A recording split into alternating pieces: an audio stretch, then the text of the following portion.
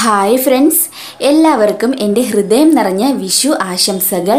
അപ്പോൾ ഇന്ന് ഞാൻ അടിപൊളിയായിട്ടുള്ളൊരു പായസവുമായിട്ടാണ് വന്നിരിക്കുന്നത്. നല്ല പെർഫെക്റ്റ് ആയിട്ട് എങ്ങനെ ഉണ്ടാക്കാമെന്ന് നോക്കാം. ഞാൻ 1 ടേബിൾ സ്പൂൺ നെയ്യിലേക്ക് നമ്മുടെ ചവ്വരി, ഒരു 100 ഗ്രാമോളം ചവ്വരിയുണ്ട്, ഞാൻ ഇതിലോട്ട് ചേർത്തൊന്ന് മൂപ്പിച്ചെടുക്കുകയാണ്. ഏകദേശം നിങ്ങളൊരു 10 മിനിറ്റെങ്കിലും നല്ല പോലെ ഒന്ന് വറുത്തെടുക്കണം. ഒരു മീഡിയം ഫ്ലെയിമിലിട്ടിട്ട് നമുക്കിത് വറുത്തെടുക്കാം, അല്ലെങ്കിൽ കരിഞ്ഞു പോകാനൊക്കെ ഇടയുണ്ട്. അപ്പോൾ നല്ലപോലെ ഒരു 10 മിനിറ്റെങ്കിലും ഇതുപോലെ ഒന്ന് റോസ്റ്റ് ചെയ്തെടുക്കണം.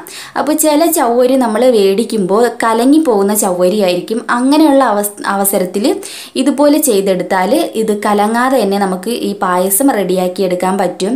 ഇത് നമുക്ക് മറ്റൊരു പാത്രത്തിലാക്കി വെള്ളവും ഒഴിച്ച് നമുക്ക് മറ്റേ അടുപ്പിൽ വേവിക്കാൻ വയ്ക്കാം.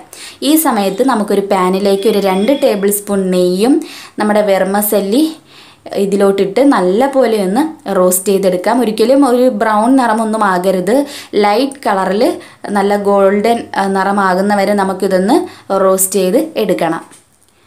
അപ്പോൾ ഇനി നമുക്ക് ഇതിലോട്ട് ചേർക്കേണ്ടത് നല്ല പാലും വെള്ളവുമാണ്. അപ്പോൾ നമുക്ക് വേണമെങ്കിൽ പാൽ കുറച്ചെടുത്തിട്ട് അതിലേക്ക് തോനെ വെള്ളവും ചേർത്ത് നമുക്ക് ഈ വെർമസല്ലിയെ ഒന്ന് വേവിച്ചെടുക്കാം.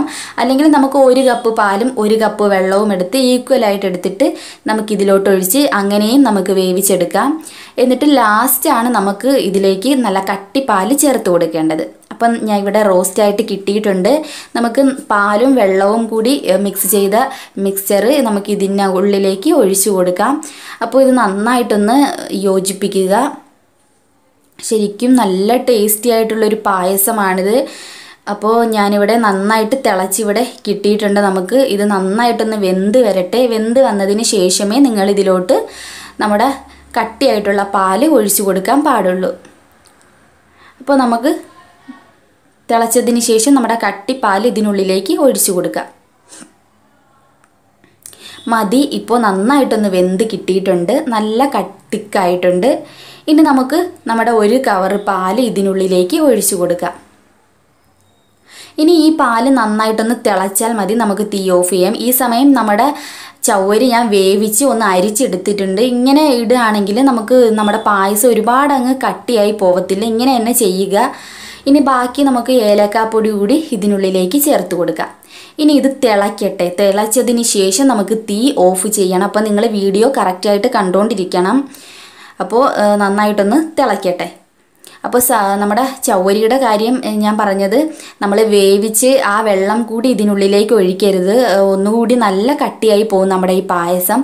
അപ്പോൾ നിങ്ങൾ ഇതുപോലെ അരിച്ചെടുത്തതിന് ശേഷമേ ഈ ചവ്വരി ഇതിനുള്ളിലേക്ക് ഇടാൻ പാടുള്ളൂ.